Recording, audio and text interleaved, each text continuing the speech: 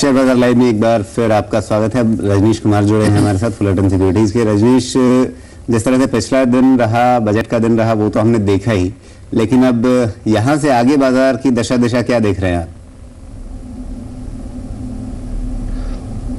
देखिए, बाजार का जो शार्प डाउनटर्न जो दिखा बजट के बाद, वो उस बजट से रिलेटेड ज्यादा है या फिर मॉरिशस टैक्सेशन रिलेटेड इम्पैक्ट ज्यादा हुआ है, ये शायद अगले आजकल में समझ में आएगा, क्योंकि कुछ क्लैरिफिकेशन डेफिनेटली आएंगे और मॉरिशस रिलेटेड इशू में, और उससे अगर बाजार संभलता हुआ दिखता है, अगर उससे बाजार संभलता हुआ दिखता है तब ये चलिए, हमारे साथ मधुसूदन केला भी है, उनसे बात करते हैं। मधु, आपसे ये जानना चाहेंगे कि मॉरिशस रूट से जो निवेश को प्रभावित करने वाले जो भी प्रस्ताव हैं, बदलाव जिस पर बात की गई है, इससे मार्केट काफी स्पूक हुआ, और अगर ये गार का ही एक्शन रिप्ले होने वाला है तो ये बाजार के लिए वाकई बुरा साबित हो सकता है। इस पर आपकी राय? और आज मार्केट में उसको लेके काफी घबराहट थी, पर मुझे ये लगता है कि ये जो ओवरऑल मार्केट का जो सेंटिमेंट है, और वित्त मंत्री ने खुद में बोला कल कि हमको ये जो करंट अकाउंट डेफिसिट है या उसको हमको अटैक करना है, तो वो अगर वो उनके लिए अगर चिंता का विषय है, तो मुझे लगता है अगले 2-3 दिन के अंदर इसके ऊपर एडिक्वेट क्लैरिफिकेशन आ जाएंगे। और ये मुझे नहीं लगता है कि ये कोई एफआई के इन्वेस्टमेंट के लिए ये कोई अड़चन परमानेंटली यहाँ रहने वाली है। जी मधुसूदन, एक और फैसला ये लिया गया कि कंपनियों पर सरचार्ज बढ़ाकर 10% कर दिया गया है। इस सरचार्ज को, बढ़े हुए सरचार्ज को आप कैसे देखते हैं? ये भाई, ये तो होना ही था, क्योंकि अगर आपका इलेक्शन ईयर है और सब जगह अगर खर्चे बढ़ने हैं, जैसे प्लांट एक्सपेंडिचर बढ़ना है, नॉन प्लांट एक्सपेंडिचर बढ़ना है, तो किसी न किसी को तो पे करना ही है। तो मैं तो पहले भी जाके बोल के आया था कि ये 5% होना था या 10% होना था, तो किसी न किसी को तो पे करना ही था। अब ये अच्छा है या खराब है ये मुझे नहीं मालूम, पर सच्चाई ये होना था। मधु, काफी अच्छे स्पिरिट में आप ले रहे हैं इसको। रजनीश, आपके पास हम आना चाहेंगे। कल से बाजार के प्लेयर्स पर कुछ ना कुछ गिर ही रहा है। कल भी एक बिजली गिरी थी, आज भी कुछ गिरा आप पे, लेकिन ये मार्केट का जो माहौल है, ये ऐसा कब तक रह सकता है? देखिए, अगर आप बजट को गौर से अगर आप देखें तो बजट मैं कहूंगा कि थोड़ा न्यूट्रल से पॉजिटिव की तरफ रहा है। कोई बहुत ज्यादा नेगेटिव बजट नहीं है। ऑफ कोर्स मार्केट्स में हमेशा थोड़ी एक्सपेक्टेशन रहती है कि शायद बजट कुछ ऐसा आएगा कि 5% या भी बोलूं 4.5% ग्रोथ से हम सडनली 8-8.5% ग्रोथ की तरफ बढ़ते हुए दिखेंगे, लेकिन ये हम भी जानते हैं कि ये थोड़ा एक्सपेक्टेशन थोड़ा अनरियलिस्टिक होता है, और मुझे लगता है कि ये शायद थोड़ा मिला जुला असर दिख रहा है। ये गार से रिलेटेड इशू और बजट दोनों का मिला जुला असर है। शायद अगर ये गार के ऊपर क्लैरिफिकेशन अगर ठीक से आ जाती है तो हम शायद बाजार के यहाँ से संभलता हुआ दिखेंगे। चलिए, अभी हम ले लेते हैं एक छोटा सा ब्रेक कराते हैं।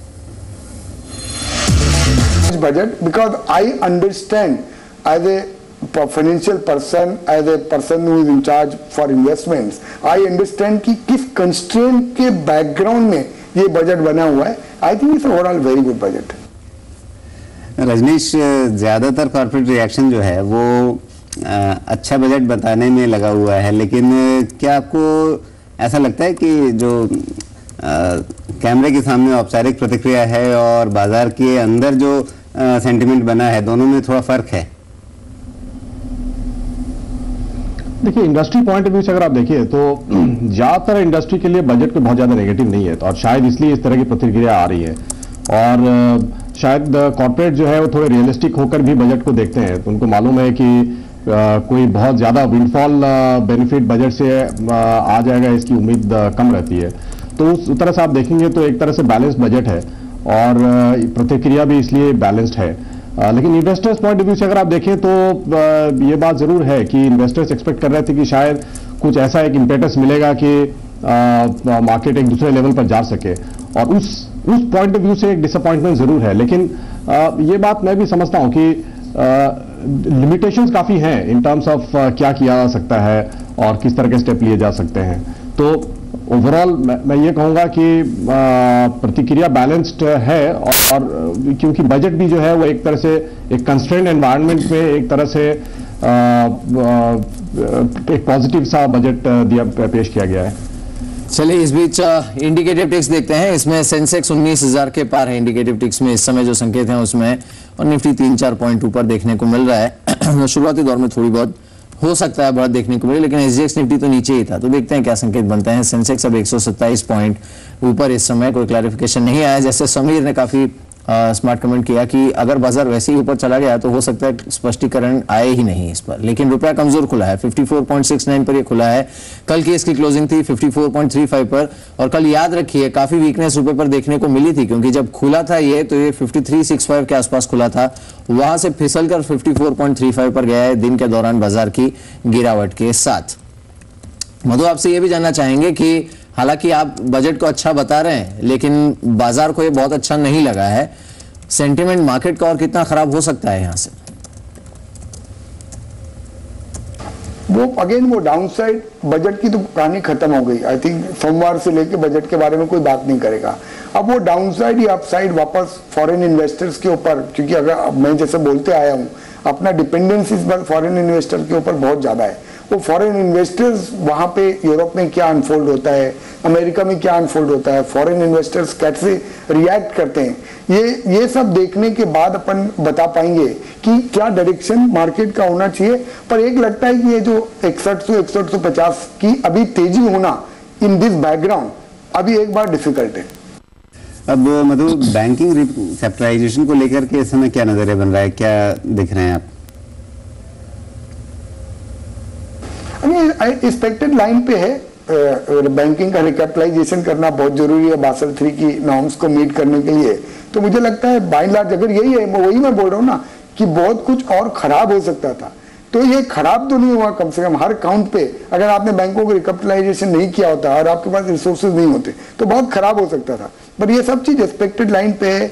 अभी वित्त मंत्री खुद गए थे दुनिया के पूरे दौरे पे, उन्होंने ये सब चीजें बोल के आई थी, और उन्होंने बाय एंड लार्ज जो बोला था वो बाय एंड लार्ज उन्होंने डिलीवर किया है। जी, इस बीच इंडिकेटिव टिक्स में अच्छे संकेत हैं। रजनीश, क्या उम्मीद की जाए मार्केट से? आज लग रहा है ऐसा कि शायद बाजार कोशिश करेगा थोड़ा रिकंस्ट्रक्शन करने की, लेकिन यह मुद्दा ऐसा है कि जिस पर जब तक क्लैरिटी नहीं आती, स्पष्टीकरण नहीं आता और स्टेबिलिटी नहीं आती, मार्केट में एक ओवरहैंग इसका देखने को मिल सकता है। आपकी राय? जी, जब तक क्लैरिफिकेशन नहीं आता मेरे ख्याल से तब तक ओवरहैंग रहेगा।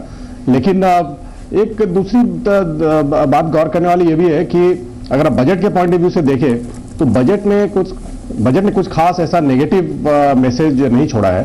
और तो शायद आप देखिए जैसे जीडीपी कल नंबर आया 4.5%, तो एक शायद ये उम्मीद भी बनेगी लोगों की कि शायद ये एक बॉटम आउट हो गया है जीडीपी ग्रोथ, और शायद इसके बाद जीडीपी ग्रोथ इंप्रूव करेगा, और बजट में कुछ ऐसा नहीं है जो कि उसको नुकसान करे। तो ये एक तरह का आप समझिए कि आप बोलें थोड़ा रिवर्स लॉजिक है, लेकिन एक तरह की उम्मीद भी देती है। तो बजट जो है उसने अपॉर्चुनिटीज क्लोज आउट नहीं की है, उसने अपॉर्चुनिटीज को ओपन रखा है इकोनॉमिक पॉइंट ऑफ व्यू से अगर आप देखें तो वो एक बजट का पॉजिटिव संकेत जरूर है। मतलब आपकी राय में थोड़ा एक सकारात्मक पुट अभी बना हुआ है, तो क्या आप इस समय निवेश के लिए कुछ खास शेयरों को, कुछ खास क्षेत्रों को चुनना चाहेंगे? मुझे लगता है ये ना बॉस की अब ये स्टॉक स्पेसिफिक हो जाएगा मार्केट, और अगर मार्केट की टोन थोड़ी निगेटिव रहेगी तो बैंकों में या इंटरेस्ट रेट सेंसिटिव स्टॉक्स में पैसा बनना डिफिकल्ट है। नेक्स्ट बिग इवेंट होगा कि अब रिजर्व बैंक ऑफ इंडिया, ये सबको देखते हुए भी कि फिस्कल डिफिसिट भी कट हो गया, ये रिजर्व बैंक ऑफ इंडिया क्या एग्रेसिव स्टैंड लेता है और इन्फ्लेशन अगले 2-3 महीने में घटता है क्या, तो अगर उसको लेके कट बनेगा तो फिर वापस ये सब सेक्टर्स के लिए माहौल पॉजिटिव बन सकता है। पर तब तक के लिए अपने को रादर देन फोकसिंग की पूरे सेक्टर के ऊपर ध्यान रखने के बजाय स्पेसिफिक कंपनीज के ऊपर ध्यान रखेंगे तो ज्यादा बेहतर होगा। इस वक्त मेरा बायस थोड़ा डिफेंसिव सेक्टर की तरफ ज्यादा है, तो मैं इस वक्त टेक्नोलॉजी, फार्मास्यूटिकल, इस टाइप के सेक्टर्स में ज्यादा रुझान है इन्वेस्टमेंट करने का। जी, आपसे ये भी जानना चाहेंगे मधु कि बजट से पहले जब आपसे बात हुई थी आपने रेकमेंड किया था कि राजीव गांधी इक्विटी स्कीम में बदलाव होना चाहिए, और जो यहाँ पर बदलाव किए गए हैं क्या वो ठीक है, बाजार के लिए पर्याप्त है? क्योंकि आपने दायरा बढ़ाकर 1 साल की बजाय 3 साल कर दिया, या इनकम का जो थ्रेशोल्ड है वो 10 की जगह 12 कर दिया, 10 की जगह 12 लाख कर दिया। क्या ये पर्याप्त है? लेकिन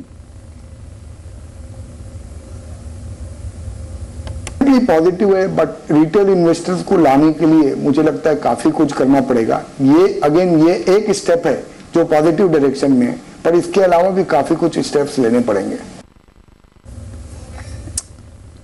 जी चलिए, इस बीच हमारे साथ रजनीश भी बने हुए हैं, उनसे बात करते हैं। रजनीश, आपसे जानना चाहेंगे, इस समय ऐसा लग रहा है कि बाजार शायद थोड़ा हो सकता है लैकलस्टर भी रहे, नई सीरीज का पहला दिन भी है, लेकिन जैसा आपने कहा कि उतनी नेगेटिविटी आपको नहीं दिख रही है मार्केट में। ऐसे में आपकी इस समय फोकस एरियाज कौन से होंगे? आप कहां पर खरीदारी करेंगे मार्केट? देखिए, अगर बाजार में वैल्यूएशन अगर आप देखें तो फाइनेंशियल में काफी करेक्शन आया है और आरबीआई की पॉलिसी जो है आगे चलकर थोड़ी पॉजिटिव अब होती दिख सकती है, इसलिए कि इन्फ्लेशन भी अगर थोड़े सही डायरेक्शन में बढ़ता है और अगर आरबीआई को फिस्कल डेफिसिट के ऊपर अगर कॉन्फिडेंस आता है कल के बजट के बाद, तो शायद एक मॉनेटरी ईजिंग की तरफ भी शायद स्टेप बढ़ता हुआ देखेंगे हम आरबीआई की तरफ से। तो अगर बैंक से वैल्यूएशन खास करके मुझे अब इंटरेस्टिंग लगने लगे हैं और मुझे लगता है कि ये एक अच्छे खरीदने का मौका देगा। उसके अलावा अगर आप देखें तो शायद एक तरह का इंफ्रास्ट्रक्चर से रिलेटेड कंपनीज की तरफ भी झुकाव धीरे धीरे डाला जा सकता है, इसलिए कि बजट में काफी सारी चीजें ऐसी हैं जो कि पॉजिटिव हैं और जो इंटेंशन दिखाया गया है खास करके रोड्स और इंफ्रास्ट्रक्चर को लेके वो काफी पॉजिटिव दिखा है और शायद एक उम्मीद की जा सकती है कि उस सेक्टर में भी शायद मूवमेंट फाइनली हमको दिखना शुरू होगा, जो कि पिछले कुछ समय से नहीं दिख रहा था। तो इन जो बजट में इस तरह के मुझे अपॉर्चुनिटीज दिख रहे हैं। उसके अलावा मैं समझता हूं कि ओवरऑल एक valuation related stock specific approach होना भी जरूरी है ऐसे समय में, जबकि मार्केट में काफी करेक्शन देखा गया है। जी, इस वक्त मधु, जैसा आपने कहा कि कुछ बिल्कुल क्षेत्रों के बदले ध्यान देने के बदले चुनिंदा शेयरों की बात करनी चाहिए, उन पर ध्यान देना चाहिए, तो निवेशकों को इस समय आपकी सलाह होगी क्या? हाँ, मुझे लगता है कि ग्रेजुअली ये मैं आपको याद होगा लास्ट टाइम मैं आपके चैनल पे भी आया था, तो मेरा उस वक्त भी सम्मोह था। मुझे लगता है कि हो सकता है अगले 2-3 महीने के अंदर मार्केट अच्छी अपॉर्चुनिटी दे, तो ग्रेजुअली जिन लोगों ने इन्वेस्ट नहीं किया है या जिनको ये फीलिंग थी कि हम रह गए, उनको धीरे धीरे करके इन्वेस्ट करना चाहिए। थोड़ा ड्राई पाउडर बैक पॉकेट में रखना चाहिए, धीरे धीरे करके इन्वेस्ट करना चाहिए। चलिए, बहुत बहुत शुक्रिया मधु हमारे साथ इस बातचीत में शामिल होने के लिए। बजट के बाद की पहली ओपनिंग में आप हमारे साथ जुड़े, बहुत बहुत शुक्रिया इसके लिए। अब ये जान लेते हैं कि आज के ट्रेड पर प्रकाश गाबा की राय की।